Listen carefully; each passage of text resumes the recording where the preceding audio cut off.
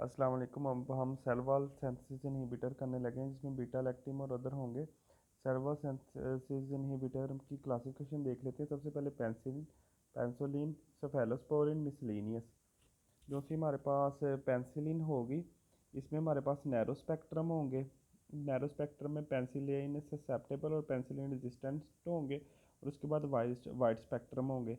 ये हमारे पास जो से होंगे ये पेंसिलिन हमारे पास सेंसिटिव ही होंगे। सेफेलोस्पोरिन में हमारे पास नैरो और वाइडर, नैरो में फर्स्ट जनरेशन आ जाती है, वाइडर में सेकंड थर्ड फोर्थ जनरेशन आ जाती है। मिसलीनियस में हमारे पास डेप्टोमाइसिन, कार्बोपिनम, डेस्ट्रियोनैम, वैनकोमाइसिन एंड डेप्टोमाइसिन। ठीक है। उसके बाद हमारे पास पेंसिलिन और सेफेलोस्पोरिन में बीटा लैक्टिन होंगे और ये मोर इफेक्टिव होंगे। डेप्टोमाइसिन, वैनकोमाइसिन, कार्बोपिनम, एस्ट्रियोनैम में बीटा लैक्टिन रिंग नहीं होगी, सिर्फ पेंसिलिन और सेफेलोस्पोरिन में होगी। बीटा लैक्टिन रिंग क्या होती है जी? इसमें हमारे पास सेकंड जो सा कार्बन होता है ना, ये वाला कार्बन, ये हमारे पास NH ग्रुप से अटैच होता है और NH ग्रुप कार्बोनाइल ग्रुप से अटैच होता है और इन दोनों के दरमियान जो बॉन्ड होता है वो हमारे पास ब्रेक होने, वो प्रोन टू ब्रेकिंग होता है। उसके बाद इसके साथ ही थायाजोलोन रिंग भी होती है। बीटा लैक्टम के पास एक ये रिंग होती है, एक थायाजोलोन रिंग होती है जिसमें सल्फर होता है, जिसकी वजह से हाइपर सेंसिटिविटी रिएक्शन होते हैं। पता चल गया? एक बीटा लैक्टम रिंग जिसमें कार्बन NH से अटैच है बीटा कार्बन के थ्रू, और एक थायाजोलिन रिंग जिसमें सल्फर ग्रुप है, जिसकी वजह से हाइपर सेंसिटिविटी रिएक्शन होते हैं हमारे पास। हम आर ग्रुप को मॉडिफाई कर सकते हैं बीटा लैक्टम रिंग में ताकि ये बॉन्ड लेस प्रोन हो सके, लेकिन ये पेनिट्रेशन फिर इसकी कम हो जाएगी। उसके बाद अगर देखा जाए तो ग्राम नेगेटिव का स्ट्रक्चर दिखाया हुआ है, इसमें लिपोप्रोलीसेकेराइड लेयर है। ये हमारे पास है जी पेप्टिडोग्लाइकन की लेयर जो थिन होगी, दोनों के दरमियान पेरिप्लाज्मिक स्पेस। ग्राम पॉजिटिव में थिक पेप्टिडोग्लाइकन की लेयर होगी और इसमें अगर आप देखा जाए तो more effective on gram positive, जो सी हमारे पास बीटा लैक्टिन है ये ज़्यादा इफेक्टिव होंगे ग्राम पॉजिटिव, क्योंकि ये पेप्टिडोग्लाइकन की सिंथेसिस को रोकते हैं। मैकेनिज्म ऑफ एक्शन ऐसे है जी, सबसे पहले इसने बाइंड करना है पेंसिलिन बाइंडिंग प्रोटीन से, जिसने ट्रांसपेप्टाइडेशन रोकनी है सेल वाल में और ऑटोरेटिक एंजाइम को एक्टिव कर देना है। ये रैपिडली डिवाइडिंग सेल में ज़्यादा काम करता है। पेंसिलिन को हम कैल्वोलेनिक एसिड के सब लैक्टम के साथ देते हैं ताकि लैक्टमेज एंजाइम से ये बच सके और इसका एक्शन वो ज़्यादा हो सके। उसके बाद है जी रेजिस्टेंस पेंसिलिन को कैसे होती है, या तो बीटा लैक्टमेज प्रोड्यूस कर लिया जैसे स्टेफिलोकोकाई इकोलाई ने, या फिर बाइंडिंग प्रोटीन को कर दिया है, ये भी स्टेफोरियस कर सकता है। फिर उसके बाद पोरिन से पी से पोरिन और पी से सूडोमोनास कर लिया। Beta lactamase change in binding protein और पोरिन स्ट्रक्चर में चेंज। सबसे पहले अब हम क्लासिफिकेशन देख लेते हैं स्पेक्ट्रम और सेंसिटिविटी के बेस पे।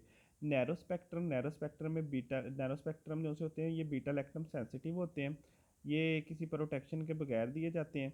इसमें हमारे पास पेंसिलिन जी होती है, procaine penicillin G, benzathine penicillin G. ये हम IV या IM दे सकते हैं। इनकी ब्लड ब्रेन बैरियर को क्रॉस करने की एबिलिटी बहुत कम होती है, लेकिन ये क्रॉस कर सकते हैं अगर मेनिंजेस जो सी इन्फ्लेम्ड हो।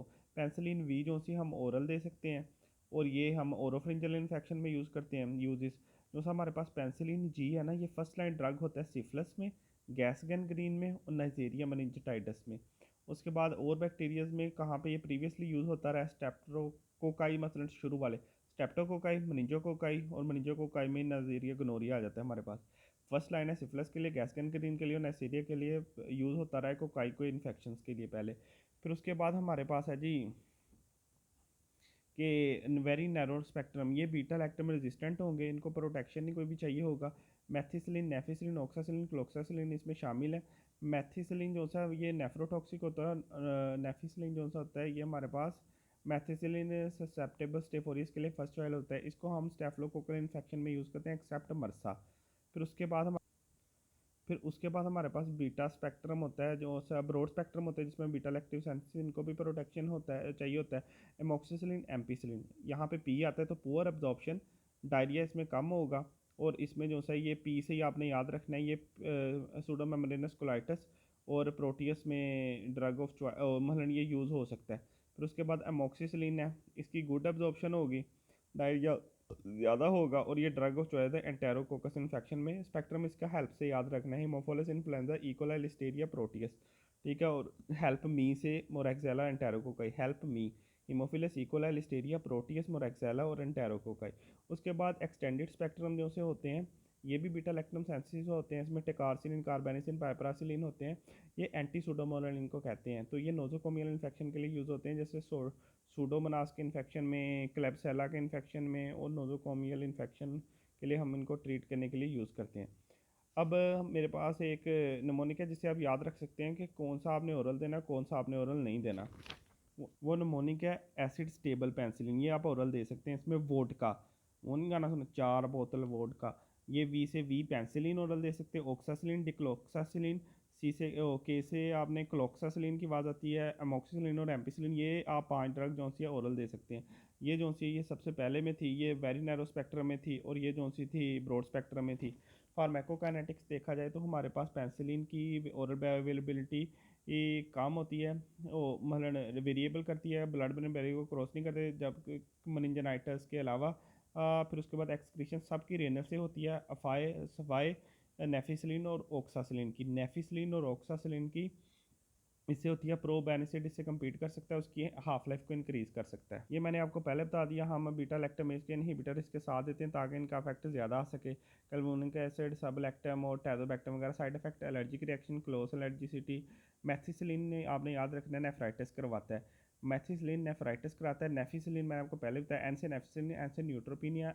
एम्पीसिलिन जो है इसमें एम पी आता है, तो एम पी से मैक्यूलो पेप्यूलर रैश करवाता है। मैथिसिलिन नेफ्राइटिस कराती है, ये याद रखना। जीआईटी डिस्टर्बेंस करवाता है। और जार्सिक हैशमियर रिएक्शन करवाता है। जब सिफिलिस को ट्रीट करते हैं तो पेशेंट को माइल्ड फीवर होता है, इसका निशानी ये है। ये हम पास में ये टेल करने के लिए ये बताता था कि ये जो सी थेरेपी वो वर्क कर। उसके बाद जी स्फेलोस्पोरिन आ जाता है। स्फेलोस्पोरिन का भी हमारे पास मैकेनिज्म ऑफ एक्शन सेम होता है। स्फेलोस्पोरिन जो सा है ये हमारे पास जी मैकेनिज्म ऑफ एक्शन इसका सेम होता है। इसमें आपकी 4 जनरेशन आपने याद रखनी होती हैं, first second third fourth. First में आपने फा पी एच ए वाला फा से याद रखनी है, जिसमें सेफाजोलिन, सेफालैक्सिन, सेफ्राडाइम। ये हमारे पास ग्राम पॉजिटिव के खिलाफ, स्टेप्टोकोकाई और स्टेफ्लोकोकाई के खिलाफ ज़्यादा एक्टिव होता है। ग्राम नेगेटिव में ये पैक के खिलाफ एक्टिव होता है। पैक का मतलब प्रोटियस, इकोलाई और क्लेब्सेला। ये हमारे पास ब्लड ब्रेन बैरियर को क्रॉस नहीं करता, और ये रजिस्टेंट भी नहीं होता बीटा लैक्टोमेज के, ससेप्टेबल होता है उससे, ठीक है। ये ड्रग ऑफ चॉइस है। फर्स्ट सेकंड जनरेशन फेलोस्पोरिन और पैक इन्फेक्शन, पी से प्रोटीज, सी से इकोलाई, के से क्लाब्सेला, और ये जो है कोट्रिमाजोल, ये दोनों मिला के ड्रग ऑफ चॉइस है फॉर पैक इन्फेक्शन। फिर उसके बाद सेकंड जनरेशन में हमारे पास सीफाक्लोर, सेफरोक्साइम, सोफिटाइटिन, ये हमारे पास ग्राम पॉजिटिव के खिलाफ भी एक्टिव होता है, एक्सेप्ट एपिडर्माइडस। और ग्राम नेगेटिव में हैन पैक, पैक का आपको मैंने पहले बताया था, प्रोटियस, इकोलाई, क्लेब्सेला। हैन से हमारे पास एच इन्फ्लुएंजा, एंटेरोबैक्टर और नाइसेरिया। ये भी हमारे पास एनारोब पे एक्ट करता है। फ्रेजेलस के अलावा ब्लड ब्रेन बैरियर को क्रॉस नहीं कर सकता स्वाय सेफ्रोक्साइम के। फिर उसके बाद ये भी ससेप्टेबल होता है बीटा लैक्टम के। पहले 2 ग्रुप ससेप्टेबल हैं, ब्लड ब्रेन बैरियर को क्रॉस नहीं करते, ग्राम पॉजिटिव नेगेटिव दोनों के खिलाफ एक्टिव होती है, सिर्फ पेन के खिलाफ या हैंडपैक के खिलाफ। इसमें हमारे पास देखा जाए तो इसमें सेफाजोलिन, सेफालैक्सिन, सेफ्राडाइम होता है, इसमें सेफाक्लोर, सेफोरोक्साइम, सेफिटोइटन होता है। उसके बाद हमारे पास थर्ड जनरेशन में आ जाता है सेफ्ट्राएक्सोन, सेफाटैक्साइम, और उसके बाद सीफोपैराजोन, सेफियाक्साइम। ये हमारे पास ग्राम पॉजिटिव के खिलाफ भी एक्टिव होता है, ग्राम नेगेटिव के खिलाफ भी एक्टिव होता है। ग्राम पॉजिटिव के खिलाफ ये कम एक्टिव होता है, ठीक है। उसके बाद ये ग्राम नेगेटिव में हैन पैक। हैन से हमारे पास एच इन्फ्लुएंजा, एंटेरोकोकाई, नाइसेरिया। पी से प्रोटियस, सी से इकोलाई, के से क्लेब्सेला, और पिन भी इसमें एडिशनल आता है, प्रोविडेंशिया, इन्फ्लुएंजा और नाइसेरिया। तो पहले ये ब्लड ब्रेन बैरियर को ये क्रॉस कर सकता है, और ये रेजिस्टेंट होता है। अब ये याद रखें, ये दोनों रेजिस्टेंट भी नहीं थे, ब्लड ब्रेन बैरियर को क्रॉस भी नहीं कर सकते थे। ये ब्लड ब्रेन बैरियर को भी क्रॉस कर सकता है और रेजिस्टेंट भी है, ठीक है। सारे रेजिस्टेंट है सिफोपैराजाइम के अलावा, सिफोपैराजोन के अलावा। सेफ्ट्राएक्सोन है ना, ये ड्रग ऑफ चॉइस होता है गोनोरिया में, ओटाइटिस मीडिया में, साल्मोनेला टाइफी में, और लाइम डिजीज़ में। उसके बाद हमारे पास फोर्थ है सेफीपीन। ये हमारे पास है जी, ये थर्ड की तरह सेम होता है। उसका स्पेक्ट्रम भी सेम होता है, ब्लड ब्रेन बैरियर को क्रॉस कर सकता है, और ये रेजिस्टेंट होता है, ठीक है। आपने पहले जो से देखे सेफाजोलिन, सेफ्राडाइम, ये हमारे पास ग्राम पॉजिटिव ग्राम नेगेटिव के खिलाफ एक्टिव थे, ब्लड ब्रेन बैरियर को क्रॉस नहीं करते थे, ससेप्टेबल थे। दूसरा भी ससेप्टेबल था, दूसरी जनरेशन वो भी क्रॉस नहीं थी करती, वो भी ग्राम पॉजिटिव नेगेटिव के खिलाफ। उसमें हैनपैक निमोनिक था, उसमें सेफाक्लोर, सेफिटोइटिन था। उसके बाद थर्ड जनरेशन में सेफ्ट्राएक्सोन था, सेफ्टैक्साइम था, और सीफोपैराजोन था। ये ग्राम पॉजिटिव के खिलाफ कम एक्टिव होते हैं, नेगेटिव के खिलाफ हैनपैक, पिन के खिलाफ एक्टिव होते हैं, ब्लड ब्रेन बैरियर को क्रॉस कर सकते हैं, और ये रेजिस्टेंट होते हैं। और उसके बाद हमारे पास चौथे का सेम था उसकी तरह ही। इसका मैकेनिज्म ऑफ एक्शन भी सेम होता है, पीबी के साथ बाइंड करेगा, ट्रांसपेप्टिडाइजेशन ऑटोलिटिक एंजाइम को एक्टिव करेगा, रेजिस्टेंस में पोरिन की फॉर्मेशन कर लेगा। उसके बाद हमारे पास पीपीबी को इनहिबिट कर ले, पीपीबी को चेंज कर लेगा और लैक्टमेज एंजाइम को कर लेगा। कुछ पैथोजन ये कवर नहीं करता, इससे आपने याद रखना है। इससे atypical mister can not enter the list. Atypical से एटिपिकल में क्लाइमेडिया, बायोबैक्टीरिया, मिस्टर से एमआरएसए, कैन नॉट से वैसे ही, एंटर से एंटेरोकोकाई, लिस्ट से लिस्टेरिया। फार्माकोकाइनेटिक्स ये हैं कि ये सारी रीनल से एक्सक्रीट होते हैं और इनकी एक्सक्रीशन प्रोबेनिसिड इंक्रीज कर दे, ओ प्रोबेनिसिड ब्लॉक कर देता है और इनका लेवल इंक्रीज कर सकता है। जो से हेपेटिक से हैं सीफोपैराजोन और सेफ्ट्राएक्सोन जो से होते हैं, ये हेपेटिक में हमारे पास ये हमारे पास जो सा है हेपेटिक के थ्रू होते हैं और हेपेटिक डिसफंक्शन भी काज कर सकते हैं। और ये हमारे पास हाईली लिपिड सोलेबल होते हैं। इसके जो से साइड इफ़ेक्ट हैं उसमें disulfiram like reaction, allergy, cross allergy, thrombocytopenia और नेफ्रोटॉक्सिसिटी। नेफ्रोटॉक्सिसिटी एक तो अमाइनोग्लाइकोसाइड करते हैं, उसके साथ हमारे पास ये सेफेलोस्पोरिन करते हैं और उसके साथ हमारे पास ये लूप डायूरेटिक्स भी कर देते हैं, इसलिए इनको इकट्ठा नहीं देते हैं। अब हम मिसलिनियस में आ जाते हैं। कार्बापिनम, कार्बापिनम का मैकेनिज्म ऑफ एक्शन सेम है, रेजिस्टेंट होते हैं, बीटा लैक्टमेज से रेजिस्टेंट होते हैं कार्बापिनम्स। ठीक है, कार्बा इसलिए आर आता है, रेजिस्टेंट टू बीटा लैक्टम। उसके बाद इनका स्पेक्ट्रम होता है gram positive cocci, gram negative rod और एंटेरो को पेंसिलिन रेजिस्टेंट कोकाई। ठीक है, मर्सा के खिलाफ ही एक्टिव नहीं होते, gram positive cocci, gram negative rods. और ये हमारे पास ड्रग ऑफ चॉइस होते हैं for serratia and enterobacter along cotrimoxazole. फिर उसके बाद इसकी कुछ टाइप होती हैं। इमीपिनम जो सा होता है ये नेफ्रोटॉक्सिक बहुत होता है, इसको लिए सिल्स्टैटिन के साथ देते हैं। डोरीपिनम, मीरोपिनम जो सा होता है उसके लिए सिल्स्टैटिन नहीं देते। सीजर भी उससे कम आते हैं, इमीपिनम से सीजर भी ज़्यादा आते हैं। इत्रापिनम जो सा है ये हमारे पास हाफ लाइफ इसकी सबसे ज़्यादा होती है। एस्ट्रियो नाम को आपके ने मानव के नमोनिक से याद रखना है, ये मोनोबैक्टम है। एस्ट्रियो नाम नोदोकोमियल इन्फेक्शन मतलब सूडोमोनास और क्लेब्सिला के इन्फेक्शन में यूज़ करते हैं। और पेशेंट को जीआईटी सिम्टम आते हैं, वर्टिगो, हेडेक वगैरह पेशेंट को होता है। ठीक है, उसके बाद हमने देख लिया, आपने कार्बापिनम भी देख लिया था। उसके बाद वैंकोमाइसिन। वैंकोमाइसिन भाई जो है ये हमारे पास डी एल आर, ये बैक्टीरियोसिडल ग्लाइकोप्रोटीन है, डी एल आर से बाइंड करता है और हमारे पास ट्रांसग्लाइकोसाइलेशन को इनहिबिट कर देता है। जो सा पेंसिलिन था वो ट्रांसपेप्टाइडेशन को इनहिबिट कर रहा था और सेल वॉल की सेंसिस को इनहिबिट कर देता है। फिर उसका स्पेक्ट्रम इसका सेम ही होता है, जैसे एक तो कार्बोपिनम वाला स्पेक्ट्रम, ग्राम पॉजिटिव नोड और ग्राम पॉजिटिव कोकाई और ग्राम नेगेटिव रोड्स के खिलाफ।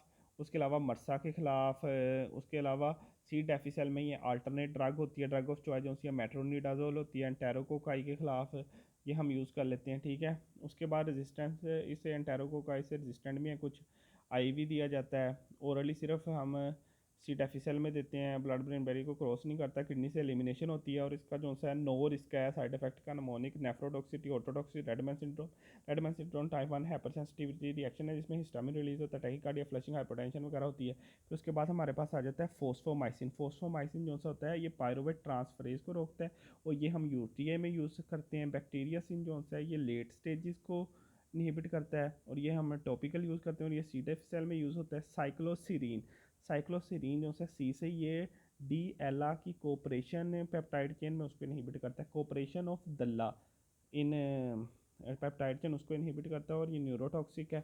सेकंड लाइन टीबी ड्रग भी है। उसके बाद डेप्टोमाइसिन, ये लिपोपेप्टाइड है। इसका बड़ा मज़े का मैकेनिज्म है कि ये हमारे पास ना मेम्ब्रेन में इंसर्ट होता है और पोटाशियम को लीक करवाना शुरू हो जाता है, जिसकी वजह से डिस्टेबलाइजेशन ऑफ मेम्ब्रेन करवाता है। और ये हमारे पास जो वैंकोमाइसिन रेजिस्टेंस स्टेफोरियस होते हैं और एंटेरोकोकाई होते हैं, मतलब जो से खुद वैंकोमाइसिन है वो एंटेरोकोकस और मर्सा के खिलाफ एक्टिव होता है, लेकिन जो जो इसके खिलाफ वैंकोमाइसिन के खिलाफ भी रेजिस्टेंस पैदा कर लेते हैं उनके लिए हम डेप्टोमाइसिन यूज़ करते हैं। मायोपैथी से इसका होता है एक ख़ास एडवर्स इफेक्ट।